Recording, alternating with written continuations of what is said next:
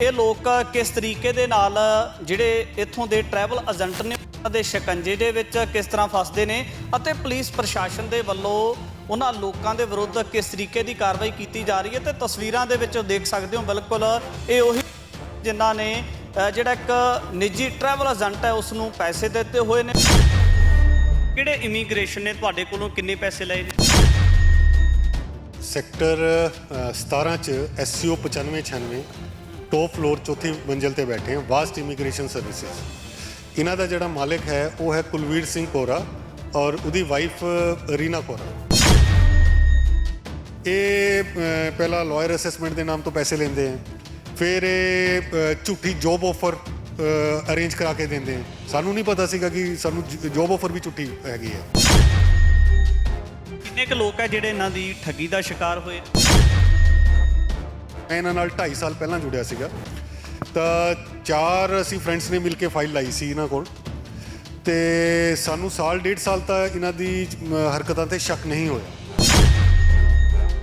ਜੇ ਅਸੀਂ ਕਹੀਏ ਕਿ EMPLOYER ਨਾਲ ਅਸੀਂ ਕ੍ਰੋਸ ਚੈੱਕ ਕਰ ਲਈਏ ਜੀ, ਗੱਲਬਾਤ ਕਰ ਲਈਏ, ਉਹ ਮਨਾ ਕਰਦੇ ਆ ਕਿ ਨਹੀਂ ਜੀ ਫਿਰ ਜੇ ਕੱਲ ਨੂੰ ਕੇਸ ਖਰਾਬ ਹੋ ਗਿਆ ਤਾਂ ਅਸੀਂ ਤੁਹਾਡਾ ਪੈਸਾ ਵਾਪਸ ਨਹੀਂ ਕਰੂਗੇ। ਡਰਾ ਦਿੰਦੇ ਇਨਵੀਟੇਸ਼ਨ ਆਉਣ ਤੋਂ ਬਾਅਦ ਇਹ ਕਹਿੰਦੇ ਜੀ ਤੁਹਾਡੇ ਡਾਕੂਮੈਂਟਸ ਕੰਪਲੀਟ ਹੋ ਗਏ ਹੈ, ਹੁਣ ਅਸੀਂ ਤੁਹਾਡੀ ਫਾਈਲ ਆਪਣਾ ਕੈਨੇਡਾ IRCC ਪੋਰਟਲ ਤੇ ਲਾਉਣ ਲੱਗੇ ਹਾਂ। ਜਦ ਇਹ IRC ਪੋਰਟਲ ਤੇ ਲਾਉਂਦੇ ਹੈ ਇਹ ਸਾਡਾ GCK ਨੰਬਰ ਸਾਡੇ ਨਾਲ ਸ਼ੇਅਰ ਨਹੀਂ ਕਰਦੇ, ਸਾਡਾ ਲੌਗਇਨ ID ਪਾਸਵਰਡ ਸ਼ੇਅਰ ਨਹੀਂ ਕਰਦੇ। ਈਮੇਲ ID ਵੀ ਜਿਹੜਾ ਅਸੀਂ ਉੱਥੇ ਦੱਸਿਆ ਹੋਇਆ ਸਾਡਾ CV ਦੇ ਅੰਦਰ, ਉਹਦੇ ਬਜਾਏ ਆਪਣੀ ਈਮੇਲ ID ਪਾਉਂਦੇ ਹੈ। ਅਸੀਂ ਬਾਰ-ਬਾਰ ਜਦੋਂ ਵੀ 15 ਦਿਨ ਬਾਅਦ ਮਹੀਨੇ ਬਾਅਦ ਫਾਈਲ ਦਾ ਸਟੇਟਸ ਪਤਾ ਕਰਦੇ ਹਾਂ, ਹਰ ਵਾਰ ਇਹ ਝੂਠੇ ਡਾਕੂਮੈਂਟਸ ਸਕਰੀਨਸ਼ਾਟਸ ਖਿੱਚ ਕੇ ਸਾਨੂੰ ਦਿਖਾ ਦਿੰਦੇ ਆ। ਇਹ ਦੇਖੋ ਜੀ ਤੁਹਾਡੀ ਫਾਈਲ ਇੱਥੇ ਪਹੁੰਚ ਗਈ ਹੈ, ਹੁਣ ਇਸ ਸਟੇਜ ਤੇ ਹੈ, ਹੁਣ ਇਸ ਸਟੇਜ ਤੇ ਹੈ। ਜਿਹੜੀ ਅਮਾਉਂਟ ਦੀ ਗੱਲ ਕੀਤੀ ਜਾਵੇ, ਅਮਾਉਂਟ ਕਿੰਨੀ ਕੁ ਹੋਏਗੀ ਇਹਨਾਂ? 2-2.5 ਸਾਲ ਪਹਿਲਾਂ ਜਿਹੜੇ ਪੁਰਾਣੇ ਕੇਸ ਚੱਲ ਰਹੇ ਹੈ ਉਹਨਾਂ ਦਾ ਸਭ ਦਾ ਪੈਟਰਨ ਇੱਕੋ ਸੀਗਾ। ਸਭ ਤੋਂ ਇਹ 6.5 ਲੱਖ ਰੁਪਏ ਮੰਗਦੇ ਸੀਗੇ, ਜਿਹਦੇ 'ਚ 5.5 ਇਹ ਪਾਰਟੀ ਤੋਂ ਪਹਿਲਾਂ ਲੈਂਦੇ ਸੀਗੇ ਔਰ ਲੱਖ ਰੁਪਇਆ ਕੰਮ ਹੋਣ ਤੋਂ ਬਾਅਦ। ਇੱਕ ਪਾਰਟੀ ਦਾ ਇਹਨਾਂ ਨੇ 13 ਲੱਖ ਰੁਪਏ ਠੱਗਿਆ, ਇੱਕ ਪਾਰਟੀ ਤੋਂ ਇਹਨਾਂ ਨੇ 18 ਲੱਖ ਰੁਪਏ ਠੱਗਿਆ। ਇਸ ਤਰੀਕੇ ਦਾ ਅੱਜ ਇਹਨਾਂ ਦੇ ਇਮੀਗ੍ਰੇਸ਼ਨ ਦੇ ਵਿੱਚ ਮਾਹੌਲ ਬਣਿਆ, ਪਹਿਲੀ ਵਾਰ ਦੇਖਿਆ ਤੁਸੀਂ ਜਾਂ ਇਸ ਤੋਂ ਪਹਿਲਾਂ ਤੁਸੀਂ ਆਉਂਦੇ ਜਾਂਦੇ ਸੀ, ਪਹਿਲਾਂ ਵੀ ਕਦੇ ਦੇਖਿਆ ਇਸ ਤਰ੍ਹਾਂ ਦਾ ਮਾਹੌਲ? 2022-23 ਤੋਂ ਇਹਨਾਂ ਦੇ ਅਗੇਂਸਟ ਰੌਲਾ ਪੈਣਾ ਸ਼ੁਰੂ ਹੋਇਆ ਮਾਰਕੀਟ ਦੇ ਅੰਦਰ ਕਿ ਇਹ ਹਰ ਬੰਦੇ ਨਾਲ ਫਰਾਡ ਕਰ ਰਹੇ ਹੈ। ਈਵਨ ਦੋ ਇਹਨਾਂ ਦਾ ਜਿਹੜਾ GST ਨੰਬਰ ਹੈ, ਇਹਨਾਂ ਨੇ ਸਾਨੂੰ GST ਬਿੱਲ ਸ਼ੇਅਰ ਕੀਤੇ ਜਿੰਨੀ ਅਸੀਂ ਪੇਮੈਂਟ ਕੀਤੀ, ਤਾਂ ਬਾਅਦ 'ਚ ਅਸੀਂ ਜਦ ਚੈੱਕ ਕੀਤਾ ਤਾਂ ਇਹਨਾਂ ਦਾ GST ਨੰਬਰ ਵੀ ਬਲੌਕਡ ਹੈ। ਇਹ ਝੂਠੇ GST ਬਿੱਲ ਲੋਕਾਂ ਨਾਲ ਸ਼ੇਅਰ ਕਰ ਰਹੇ। TV 84 ਦੇ ਨਾਲ ਜੁੜੇ ਹੋ, ਮੈਂ ਰਜਿੰਦਰ ਸਿੰਘ। ਇਸ ਵਕਤ ਸੈਕਟਰ 17 ਉਹਦਾ ਤਾਂ ਇੱਥੋਂ ਦਾ ਇੱਕ ਇਮੀਗ੍ਰੇਸ਼ਨ ਹੈ। ਇਮੀਗ੍ਰੇਸ਼ਨ ਦੇ ਵੱਲੋਂ ਜਿਹੜਾ ਤਕਰੀਬਨ ਕਰੋੜਾਂ ਦੇ ਹਿਸਾਬ ਦੇ ਨਾਲ ਲੋਕਾਂ ਦੇ ਨਾਲ ਠੱਗੀ ਕੀਤੀ ਗਈ ਹੈ। ਠੱਗੀ ਕਰਨ ਦਾ ਪੂਰਾ ਮਾਮਲਾ ਹੈ। ਇਹ ਲੋਕ ਕਿਸ ਤਰੀਕੇ ਦੇ ਨਾਲ ਜਿਹੜੇ ਇੱਥੋਂ ਦੇ ਟਰੈਵਲ ਏਜੰਟ ਨੇ ਉਹਨਾਂ ਦੇ ਸ਼ਿਕੰਜੇ ਦੇ ਵਿੱਚ ਕਿਸ ਤਰ੍ਹਾਂ ਫਸਦੇ ਨੇ ਅਤੇ ਪੁਲਿਸ ਪ੍ਰਸ਼ਾਸਨ ਦੇ ਵੱਲੋਂ ਉਹਨਾਂ ਲੋਕਾਂ ਦੇ ਵਿਰੁੱਧ ਕਿਸ ਤਰੀਕੇ ਦੀ ਕਾਰਵਾਈ ਕੀਤੀ ਜਾ ਰਹੀ ਹੈ ਤੇ ਤਸਵੀਰਾਂ ਦੇ ਵਿੱਚ ਦੇਖ ਸਕਦੇ ਹੋ। ਬਿਲਕੁਲ ਇਹ ਉਹੀ ਜਿਨ੍ਹਾਂ ਨੇ ਜਿਹੜਾ ਇੱਕ ਨਿੱਜੀ ਟਰੈਵਲ ਏਜੰਟ ਹੈ ਉਸ ਨੂੰ ਪੈਸੇ ਦਿੱਤੇ ਹੋਏ ਨੇ। ਉਹ ਕਿਹੜਾ ਟਰੈਵਲ ਏਜੰਟ ਹੈ? ਮੇਰੇ ਨਾਲ ਰਜੀਸ਼ ਸ਼ਰਮਾ ਨੇ, ਉਹਨਾਂ ਦੇ ਨਾਲ ਗੱਲਬਾਤ ਕਰਦੇ ਹਾਂ। ਸਰ, ਸਭ ਤੋਂ ਪਹਿਲਾਂ ਮੁੱਢਲੇ ਰੂਪ ਦੇ ਵਿੱਚ ਸਵਾਲ ਹੈ, ਕਿਹੜੇ ਇਮੀਗ੍ਰੇਸ਼ਨ ਨੇ ਤੁਹਾਡੇ ਕੋਲੋਂ ਕਿੰਨੇ ਪੈਸੇ ਲਏ ਨੇ? ਸਰ, ਸੈਕਟਰ 17 ਚ SCO 9596 ਟੌਪ ਫਲੋਰ ਚੌਥੀ ਮੰਜ਼ਿਲ ਤੇ ਬੈਠੇ ਹਾਂ ਵਾਸਟ ਇਮੀਗ੍ਰੇਸ਼ਨ ਸਰਵਿਸਿਜ਼। ਇਹਨਾਂ ਦਾ ਜਿਹੜਾ ਮਾਲਿਕ ਹੈ ਉਹ ਹੈ ਕੁਲਵੀਰ ਸਿੰਘ ਕੋਰਾ ਔਰ ਉਹਦੀ ਵਾਈਫ ਰੀਨਾ ਕੋਰਾ।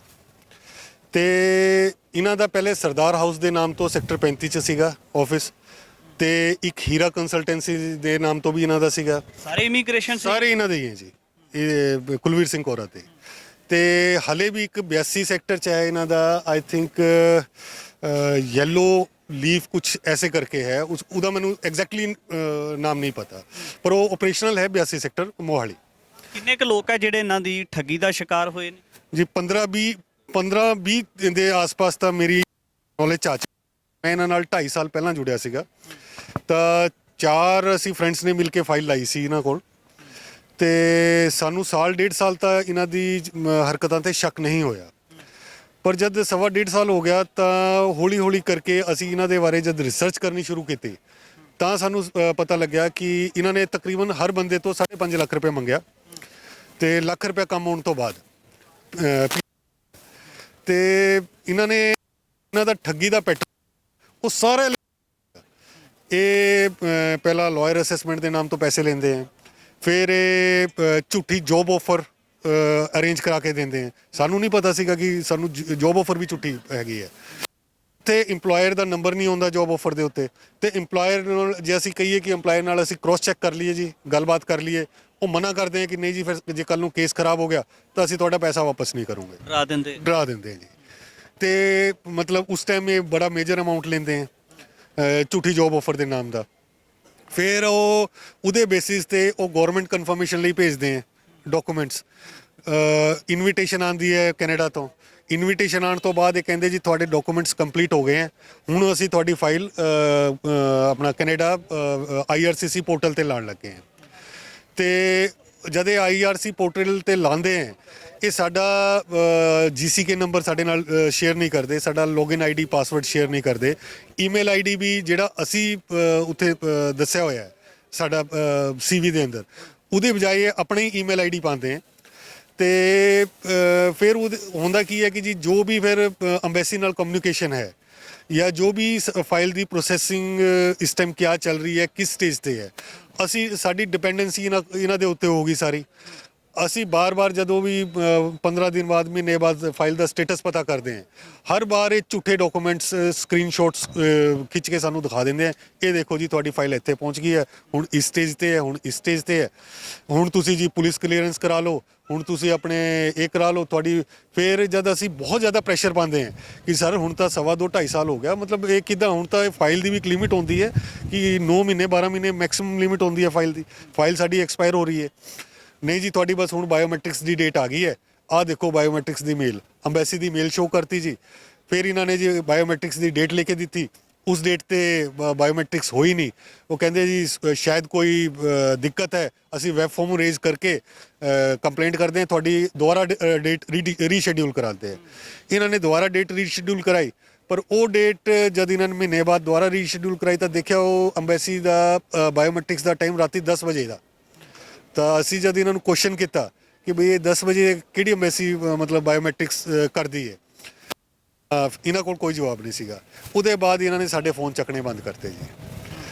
ਮੇਰੇ ਜਿਹੜੇ ਬਾਕੀ ਫਰੈਂਡ ਸਰਕਲ ਸੀਗੇ, ਕਈਆਂ ਨੇ ਪੈਸੇ ਵਾਪਸ ਲਿੱਤੇ। ਉਹਨਾਂ ਦੇ ਜਦ ਲੋਕੀ ਆਉਂਦੇ ਆ, ਗੁੱਸੇ 'ਚ ਆਉਂਦੇ ਆ, ਝਗੜਾ ਕਰਦੇ ਆ, ਤਾਂ ਇਹ ਚੈੱਕ ਬਣਾ ਕੇ ਦੇ ਦਿੰਦੇ ਆ। ਪਰ ਚੈੱਕ ਬਣਾ ਕੇ ਇੱਦਾਂ ਦੇ ਕਈ ਕੇਸਿਸ ਹੈ, ਜਿਹਦਾ ਮਿਸਟਰ ਰਾਕੇਸ਼ ਕੌਸ਼ਿਕ ਹੈ, ਮਿਸਟਰ ਗੌਰਵ ਗੌਤਮ ਹੈ, ਔਰ ਕਾਫੀ ਕੇਸਿਸ ਹੈ। ਕਿੰਨੇ ਕੁ ਲੋਕ ਹੋਣਗੇ ਟੋਟਲ? ਸਰ 15-20 ਲੋਕ ਹੈ। ਤੇ ਕੀ ਲੱਗਦਾ ਕਿ ਕਿਸ ਤਰੀਕੇ ਦਾ, ਜਿਹੜੀ ਅਮਾਉਂਟ ਦੀ ਗੱਲ ਕੀਤੀ ਜਾਵੇ, ਅਮਾਉਂਟ ਕਿੰਨੀ ਕੁ ਹੋਏਗੀ ਇਹਨਾਂ ਲੋਕਾਂ ਦੀ? ਸਰ ਪਹਿਲਾਂ ਅੱਜ ਤੋਂ 2-2.5 ਸਾਲ ਪਹਿਲਾਂ ਜਿਹੜੇ ਪੁਰਾਣੇ ਕੇਸ ਚੱਲ ਰਹੇ ਹੈ, ਉਹਨਾਂ ਦਾ ਸਭ ਦਾ ਪੈਟਰਨ ਇੱਕੋ ਸੀਗਾ। ਸਭ ਤੋਂ ਇਹ 6.5 ਲੱਖ ਰੁਪਏ ਮੰਗਦੇ ਸੀਗੇ, ਜਿਹਦੇ 'ਚ 5.5 ਇਹ ਪਾਰਟੀ ਤੋਂ ਪਹਿਲਾਂ ਲੈਂਦੇ ਸੀਗੇ ਔਰ ਲੱਖ ਰੁਪਇਆ ਕੰਮ ਹੋਣ ਤੋਂ ਬਾਅਦ 'ਚ ਇਹਨਾਂ ਨੇ ਆਪਣਾ ਕਿਹਾ ਜੀ ਸਾਡੇ ਹੁਣ ਉੱਥੇ ਦੇ ਰੇਟ ਵੱਧ ਗਏ ਹੈ, ਹੁਣ ਇਹ ਐਵਰੇਜ 12 ਤੋਂ 18 ਲੱਖ ਰੁਪਏ ਲੈਂਦੇ ਹੈ। ਕਿਉਂਕਿ ਮੈਂ 2-3 ਹਫ਼ਤੇ ਅੱਜ ਕੀ ਡੇਟ ਹੈ ਜੀ, ਆਪਾਂ 6 ਫਰਵਰੀ 'ਚ ਹੈ, ਤਾਂ ਆਪਾਂ ਜੇ ਗੱਲ ਕਰੀਏ ਜਨਵਰੀ 2nd ਵੀਕ ਦੀ ਗੱਲ ਹੋਏਗੀ ਜਾਂ ਜਨਵਰੀ 3rd ਵੀਕ ਦੀ ਗੱਲ ਹੋਏਗੀ, ਸਾਨੂੰ ਇੱਥੇ 2 ਕੇਸਿਸ ਪਤਾ ਲੱਗੇ। ਉਹ ਵੀ ਵਿਚਾਰੇ ਆ ਕੇ ਬੜੇ ਪਰੇਸ਼ਾਨ ਸੀਗੇ। ਉਦੋਂ ਉਹਨਾਂ ਨੇ ਪੁਲਿਸ 'ਚ ਇਹਨਾਂ ਦੀ ਕੰਪਲੇਂਟ ਵੀ ਦਿੱਤੀ ਹੈ। ਇੱਕ ਪਾਰਟੀ ਦਾ ਇਹਨਾਂ ਨੇ 13 ਲੱਖ ਰੁਪਏ ਠੱਗਿਆ, ਇੱਕ ਪਾਰਟੀ ਤੋਂ ਇਹਨਾਂ ਨੇ 18 ਲੱਖ ਰੁਪਏ ਠੱਗਿਆ। ਜਿਸ ਤਰੀਕੇ ਦਾ ਅੱਜ, ਜੇ ਇਹਨਾਂ ਦੇ ਇਮੀਗ੍ਰੇਸ਼ਨ ਦੀ ਗੱਲ ਕੀਤੀ ਜਾਵੇ, ਤਾਂ ਜਿਸ ਤਰੀਕੇ ਦਾ ਅੱਜ ਇਹਨਾਂ ਦੇ ਇਮੀਗ੍ਰੇਸ਼ਨ ਦੇ ਵਿੱਚ ਮਾਹੌਲ ਬਣਿਆ, ਪਹਿਲੀ ਵਾਰ ਦੇਖਿਆ ਤੁਸੀਂ ਜਾਂ ਇਸ ਤੋਂ ਪਹਿਲਾਂ ਤੁਸੀਂ ਆਉਂਦੇ ਜਾਂਦੇ ਸੀ, ਪਹਿਲਾਂ ਵੀ ਕਦੇ ਦੇਖਿਆ ਇਸ ਤਰ੍ਹਾਂ ਦਾ ਮਾਹੌਲ? ਨਹੀਂ ਸਰ, ਪਹਿਲਾਂ ਨਹੀਂ ਦੇਖਿਆ। ਐਕਚੁਅਲੀ ਇਹ ਕੰਪਨੀ 2021 ਤੋਂ ਇਹਨਾਂ ਨੇ ਫਰਾਡ ਕਰਨਾ ਸ਼ੁਰੂ ਕੀਤਾ ਹੈ। ਇਹਨਾਂ ਨੇ GST ਨੰਬਰ ਜਿਹੜਾ ਲਿੱਤਾ ਹੈ ਆਪਣੀ ਫਰਮ ਰਜਿਸਟਰਡ ਕਰਾਈ ਹੈ, ਉਹ 2021 ਤੋਂ ਕਰਾਈ ਹੈ। ਤਾਂ ਕਸਟਮਰ ਨੂੰ ਤਾਂ ਸਰ ਬਟ ਓਬਵੀਅਸ ਹੈ ਕਿ 2-2.5 ਸਾਲ ਬਾਅਦ ਰੌਲਾ ਪੈਣਾ ਸ਼ੁਰੂ ਹੋਇਆ।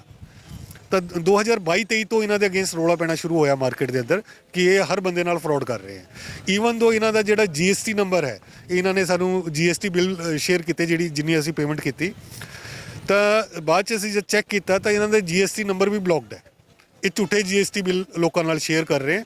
ਉਹ ਸੇਲ ਟੈਕਸ ਵੱਲੋਂ ਇੱਕ ਅਲੱਗ ਇਹਨਾਂ ਪ੍ਰਸ਼ਾਸਨ ਨੂੰ ਸ਼ਿਕਾਇਤ ਦਿੱਤੀ ਤੁਸੀਂ ਜਿਸ ਤਰੀਕੇ ਦਾ ਇਹਨਾਂ ਲੋਕਾਂ ਦੇ ਵੱਲੋਂ ਜਿਹੜਾ ਆਮ ਲੋਕਾਂ ਨੂੰ ਖੱਜਲ ਖੁਆਰ ਕੀਤਾ ਜਾ ਰਿਹਾ ਕਿਉਂਕਿ ਪੈਸੇ ਤੇ ਬਹੁਤ ਵੱਡੀ ਅਮਾਉਂਟ ਹੋ ਜਾਂਦੀ ਹੈ 5-6 ਲੱਖ ਰੁਪਏ ਵੀ ਉਹਨਾਂ ਨੂੰ ਖੱਜਲ ਕੀਤਾ ਜਾ ਰਿਹਾ ਇਸ ਨੂੰ ਲੈ ਕੇ ਪ੍ਰਸ਼ਾਸਨ ਦੇ ਵੱਲੋਂ ਕਿਸ ਤਰੀਕੇ ਦੀ ਕਾਰਵਾਈ ਕੀਤੀ ਜਾ ਰਹੀ ਹੈ ਜਾਂ ਤੁਹਾਡੇ ਵੱਲੋਂ ਜਾਂ ਜਿਹੜੇ ਹੋਰ ਕਲਾਇੰਟ ਹੈਗੇ ਨੇ ਉਹਨਾਂ ਦੇ ਵੱਲੋਂ ਜਿਹੜੀਆਂ ਸ਼ਿਕਾਇਤ ਕੰਪਲੇਂਟ ਦਰਜ ਕਰਵਾਈ ਗਈ?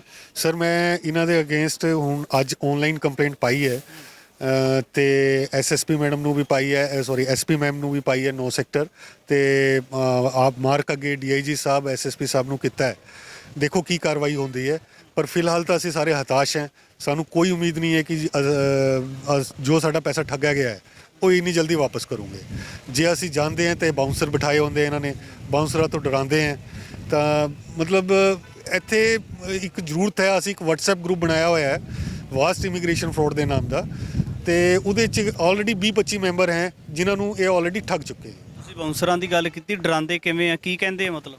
ਸਰ ਉਹ ਝਗੜਾ ਕਰਦੇ ਆ, ਬਦਤਮੀਜ਼ੀ ਕਰਦੇ ਆ ਤੇ ਜੇ ਆਪਾਂ ਫੋਰ ਐਗਜ਼ਾਮਪਲ ਜੇ ਮੇਰਾ ਅਕਾਊਂਟ ਹੋਲਡਰ ਹੈ ਜਸ਼ਨਦੀਪ, ਮੈਂ ਕਹੂੰਗਾ ਜਾ ਕੇ ਜੀ ਮੈਨੂੰ ਜਸ਼ਨਦੀਪ ਨਾਲ ਮਿਲਣਾ ਹੈ ਨਹੀਂ ਜੀ। ਜੇ ਅਸੀਂ ਕਹਾਂਗੇ ਨਹੀਂ ਅਸੀਂ ਬੈਠੇ ਹਾਂ ਜੀ, ਜਦ ਤੱਕ ਆਏਗਾ ਨਹੀਂ ਅਸੀਂ ਗਲਾ ਫੜ ਕੇ ਜੀ ਕਾਲਰ ਤੋਂ ਫੜ ਕੇ ਬਾਹਰ ਕੱਢ ਦਿੰਦੇ ਜੀ। ਜੇ ਜ਼ਿਆਦਾ ਉੱਚੀ ਆਵਾਜ਼ ਨਾਲ ਗੱਲ ਕਰੋਗੇ ਤਾਂ ਹੋ ਸਕਦਾ ਹੈ ਸਰ ਫਿਰ ਸਾਡੀ ਉਹ ਏਜ ਨਹੀਂ ਹੈ ਕਿ ਅਸੀਂ ਝਗੜਾ ਕਰ ਸਕੀਏ। ਹੋ ਸਕਦਾ ਹੈ ਫਿਰ ਉਹ ਕੁਝ ਵੀ ਐਕਸਟ੍ਰੀਮ ਸਟੈਪ ਲੈ ਸਕਦੇ ਹਨ। ਇਹਨਾਂ ਬਾਉਂਸਰਾਂ ਦੇ ਖਿਲਾਫ ਵੀ ਕੁਝ ਸਪੈਸ਼ਲ ਲਿਖ ਕੇ ਦਿੱਤਾ ਪ੍ਰਸ਼ਾਸਨ ਨੂੰ? ਨਹੀਂ ਸਰ, ਅਸੀਂ ਸਿਰਫ ਓਨਰ ਦੇ ਅਗੇਂਸਟ ਲਿਖਿਆ ਹੈ ਕਿਉਂਕਿ ਓਨਰ ਦੇ ਕਹਿਣ ਤੇ ਹੀ ਇਹ ਜੋ ਬਾਉਂਸਰਸ ਕਰਦੇ ਆ ਸਾਰੇ ਓਨਰ ਦੇ ਕਹਿਣ ਤੇ ਹੀ ਕਰਦੇ ਆ ਜੀ। ਹਾਂਜੀ ਸਰ, ਜੇ ਗੱਲ ਕੀਤੀ ਜਾਵੇ ਤਾਂ ਜਿਸ ਤਰੀਕੇ ਦੇ ਨਾਲ ਤੁਸੀਂ ਵੱਡੀ ਅਮਾਉਂਟ ਦੇ ਕੇ ਜਿਹੜੀਆਂ ਉਮੀਦਾਂ ਨੂੰ ਲੈ ਕੇ ਇਮੀਗ੍ਰੇਸ਼ਨ ਵਾਲਿਆਂ ਨੂੰ ਪੈਸੇ ਦਿੱਤੇ ਹੋਏ ਸੀ, ਲੱਗਦਾ ਫਿਰ ਉਹਨਾਂ ਉਮੀਦਾਂ ਦੇ ਉੱਪਰ ਪਾਣੀ ਫਿਰਿਆ ਹੈ? ਬਿਲਕੁਲ ਫਿਰਿਆ ਜੀ। 2.5 ਸਾਲ ਬਰਬਾਦ ਹੋਏ हैं। एक भाई साहब हले अंदर सरदार जी हले सामने चौकी 'ਚ बैठे हैं, वो अपनी कंप्लेंट दे रहे हैं। ਉਹ ਮੈਂ ਉਹਨਾਂ ਦੀ ਕਹਾਣੀ ਸੁਣੀ, ਉਹ ਵਿਚਾਰੇ CRPF ਸੀਗੇ ਤੇ ਇਹਨਾਂ ਦੀ ਉਹਨਾਂ ਨੇ ਵੀ 2.5 ਸਾਲ ਪਹਿਲਾਂ ਇਹਨਾਂ ਕੋਲ ਫਾਈਲ ਲਾਈ ਸੀਗੀ। ਇਹਨਾਂ ਦੀ ਜਦ ਇਹਨਾਂ ਨੇ ਜੋਬ ਆਫਰ ਤੱਕ ਸ਼ੋਅ ਕਰਤੀ ਕਿ ਜੀ ਕੈਨੇਡਾ ਅਸੀਂ ਇਹ ਕਰਾਤਾ ਜੀ, ਤੁਹਾਡਾ ਕੰਮ ਹੋ ਗਿਆ, ਬਸ ਹੁਣ ਵੀਜ਼ਾ ਲੱਗਣ ਵਾਲਾ ਹੈ, ਉਹਨਾਂ ਨੇ ਵਿਚਾਰੇ ਨੇ ਆਪਣੀ CRPF ਦੀ ਜੋਬ ਵੀ ਛੱਡਤੀ। ਅੱਜ ਉਹ 1.5-2 ਸਾਲ ਤੋਂ ਵਿਚਾਰੇ ਧੱਕੇ ਖਾ ਰਹੇ ਹੈ ਪੈਸੇ ਵਾਪਸ ਮੰਗਣ ਲਈ, ਬੇਰੋਜ਼ਗਾਰ ਹੈ, ਕੁਝ ਕਰ ਨਹੀਂ ਪਾ ਰਹੇ। ਕਿੱਥੇ ਕਰਨਗੇ ਜੀ? ਹਰ ਬੰਦਾ ਵੇਟ ਕਰ ਰਿਹਾ ਕਿ ਮੇਰੇ ਸ਼ਾਇਦ PR ਆਉਣ ਵਾਲੀ ਹੈ ਤਾਂ ਮੈਂ ਕੋਈ ਨਈ ਨੌਕਰੀ ਕਰੂੰਗਾ, ਛੱਡਣੀ ਪਏਗੀ ਤੇ ਚਲੋ ਵੇਟ ਕਰ ਲੈਂਦੇ। ਤਾਂ ਇੱਦਾਂ ਦੀ ਸਭ ਦੀ ਉਮੀਦਾਂ ਨਾਲ ਧੋਖਾ ਕੀਤਾ ਜੀ ਇਹਨਾਂ ਨੇ ਜੀ। ਕਾਰਵਾਈ ਕਿਸ ਤਰੀਕੇ ਦੀ ਹੋਣੀ ਚਾਹੀਦੀ ਹੈ? ਸਰ ਅਸੀਂ ਚਾਹੁੰਦੇ ਇੱਕ ਤਾਂ ਸਾਡਾ ਪੈਸਾ ਵਾਪਸ ਮਿਲ ਜਾਏ ਤੇ ਦੂਜਾ ਇਹਨਾਂ ਦੇ ਅਗੇਂਸਟ ਸਟਰੋਂਗ ਕਾਰਵਾਈ ਹੋਏ ਤਾਂ ਕਿ ਜਿੰਨੇ ਇਨੋਸੈਂਟ ਲੋਕਾਂ ਨਾਲ ਇਹ ਠੱਗੀ ਕਰ ਰਹੇ ਹੈ ਅੱਗੇ ਨੂੰ ਹੋਰ ਵਿਚਾਰੀ ਜਨਤਾ, ਗਰੀਬ ਜਨਤਾ ਨਾ ਫਸੇ। ਲੋਕੀ ਪਤਾ ਨਹੀਂ ਕਿੱਦਾਂ ਪੈਸਾ ਇਕੱਠਾ ਕਰ ਕਰਕੇ ਇਹਨਾਂ ਨੂੰ ਦਿੰਦੇ ਹੈ ਜਿਹਦਾ ਇਹ ਮਿਸਯੂਜ਼ ਕਰਦੇ ਹੈ ਤੇ ਬਾਕੀ ਜਨਤਾ ਨਾਲ, ਲੋਕਾਂ ਨਾਲ ਇਦਾਂ ਨਾ ਹੋਏ। ਜੇ ਤੁਸੀਂ ਵੀ ਕਿਸੇ ਇਮੀਗ੍ਰੇਸ਼ਨ ਤੋਂ ਕਿਸੇ ਵਿਦੇਸ਼ ਦਾ ਵੀਜ਼ਾ ਲਗਵਾਉਣਾ ਚਾਹੁੰਦੇ ਹੋ ਤਾਂ ਪਹਿਲਾਂ ਇਹਨਾਂ तमाम ਸਾਰੀਆਂ ਚੀਜ਼ਾਂ ਨੂੰ ਦੇਖਿਆ ਜਾਵੇ ਕਿ ਉਸ ਇਮੀਗ੍ਰੇਸ਼ਨ ਦਾ ਬੈਕਗ੍ਰਾਉਂਡ ਕਿਸ ਤਰੀਕੇ ਦਾ ਹੈ।